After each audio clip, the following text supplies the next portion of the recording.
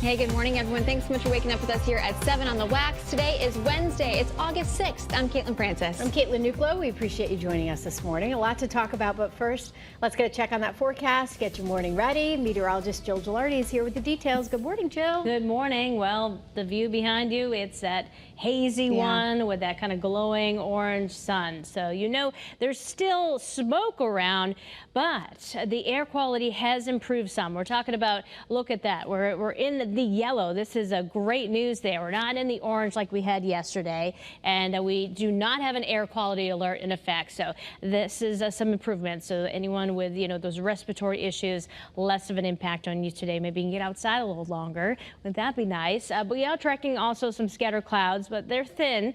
And there is a temperature change from yesterday. We are a little bit cooler out there. Here's another view of the glowing sun in Hartford, 65 degrees, and temperatures are not bad at all for this time of year, pretty close to normal. The flow coming in from the northeast right now, it is bringing in some of that drier air, more comfortable air today. So it's going to be, one of those days at the pool. You're not going to have a lot of sunshine, but at least, it's not pouring or anything like that. So it still can happen if you have plans to do so. 80 degrees roughly for the high inland and upper 70s along the shoreline. Shoreline high temperatures, mid and upper 70s.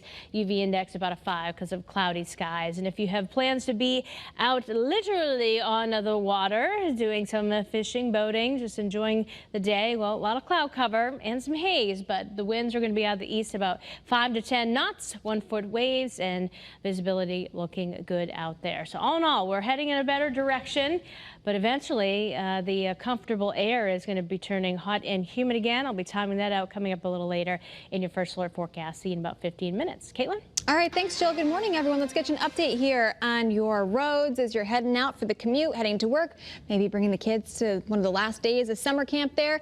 We're taking a live look here across the state, 91 north and southbound in Hartford, right by exit 32A and B. A live look in Vernon, 84 east and westbound, right off of Hartford Turnpike, and in Middletown along Route 9 by the light as you're approaching Portland there. Aragoni Bridge off in the distance, running right along the Connecticut River. And in Meriden along 691 east and westbound, we're off to a pretty nice quiet start. Normal delays that will start to pop up here. What's also expected to pop up, a lot of daytime construction. It will be very abundant across the state. Usually between about 8:30 and 9 o'clock is when we see a lot of those active road projects start here for the daytime hours. Your drive times actually looking great here at 7:03. You can see 91 and 84, no issues. 95 southbound towards the George Washington Bridge, just about an 80-minute ride there. So doing pretty well down through Fairfield County. Let's check out your Connecticut Chevy First Alert traffic report driven by your Connecticut Chevy dealers. Well, this morning there are calls for justice in New Britain following the arrest of 4 people by ICE. It happened at a car wash in the city. Your reporter Taylor Knight has more on a rally that was held there last night. So that rally was held right here at New Britain City Hall last night. It was sparked by an ICE arrest at the East Street Car Wash on Monday morning. The owner of that car wash says 4 of his workers were taken during that raid. He also told Channel 3 that he owns several car washes around the state. Every Monday, ICE agents show up and they've arrested his employees. The raid at Dehan Car Wash in Southington was all caught on camera. 4 men were detained during this raid back in June. So far, the car wash owner says he's lost 13 workers. Every arrest causes a ripple of pain that spreads through the entire community. We will not stay silent. We will not be erased. The car wash owner says that he has been in contact with his workers' families, and so far he has no indication that any of his workers have been deported. Your reporter in New Britain, Taylor Knight, Channel 3 Eyewitness News. Well, we're also working to find out if these ICE arrests Taylor was just talking about are connected to the arrest of an 18-year-old high school student from New Haven.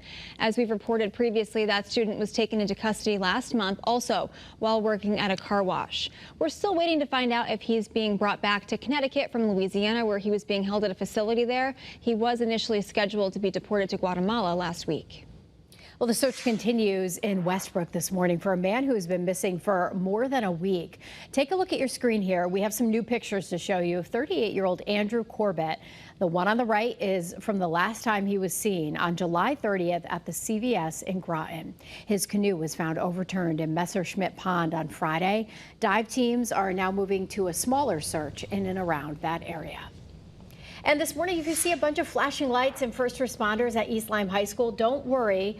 First responders want you to know that this is just a drill. Okay, something to be aware of here this morning. Your reporter Roger Suzan has more on the important process which helps keep your kids safer at school.